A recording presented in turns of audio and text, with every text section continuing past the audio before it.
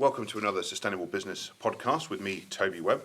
And joining me in this podcast is Rob Boogaard, who is Senior Vice President and Interim President at Interface EMEA. So welcome to the podcast, Rob. Thank you. Now, we've done another podcast where we've been talking about strategy and commercialising sustainability. But in this podcast, I wanted to ask you briefly about moving the agenda forward for your industry. And of course, you guys are selling to a variety of companies in a variety of sectors.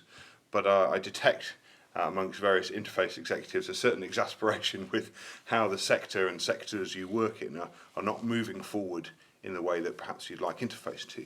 So what's your take on how you can get other companies that you work alongside, competitors and customers, moving forward on the sustainability agenda in a more sort of macro sense? Yeah, it's a great question and one that is part of the vision that Ray Anderson left with Interface as well. Just Interface being the most sustainable company was not good enough for Ray. He believed that the solution for a more sustainable world lays in the hand of the industrial world, and he personally, and he wanted Interface really to make an impact to others in and out of our industry.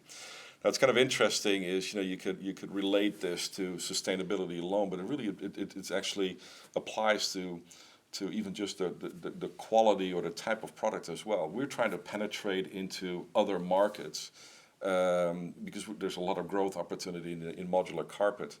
And if customers in that market have seen bad products from other companies, that doesn't help us.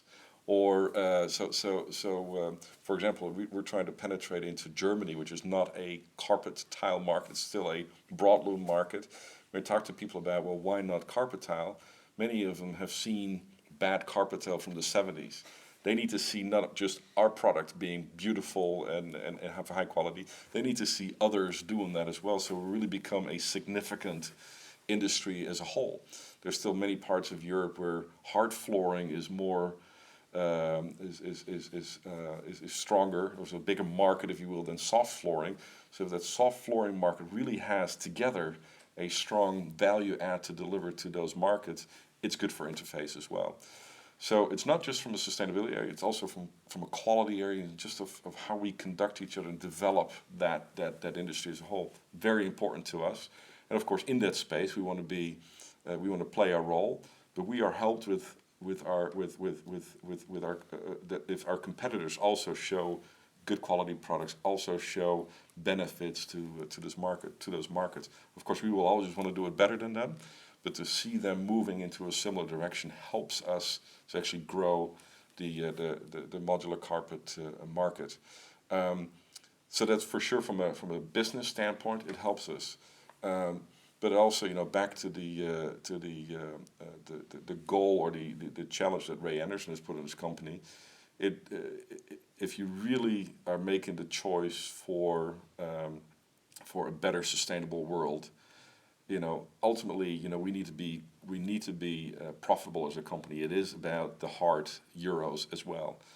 But you can't do that if you are not also truly passionate about actually making an impact as a company, but as an industry.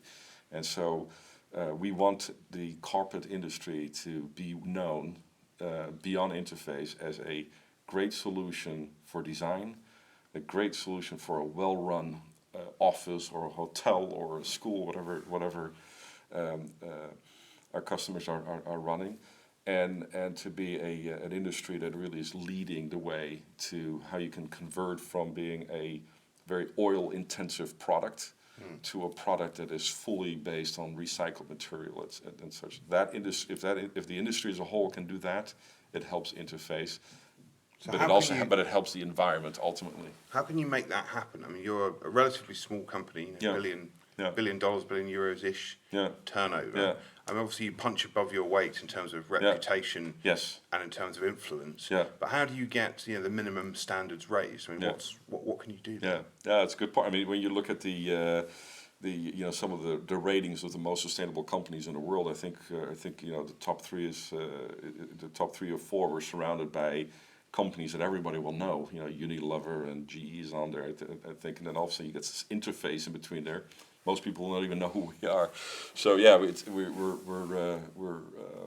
punching above our weight. It's a good term, that has everything to do with vision, putting a challenge on the company, and being able to accomplish that, and you draw attention. We are invited very regular as executives all around the world, actually, to tell the interface story, and we're able to tell that story to a wide array of people, all kinds of industries, and usually after we do our speeches, or if we're part of a forum, there's lots of conversation that happens afterwards of people really interested, like, how did interface do that? And what made the difference? And I'm here to say that basically for a leader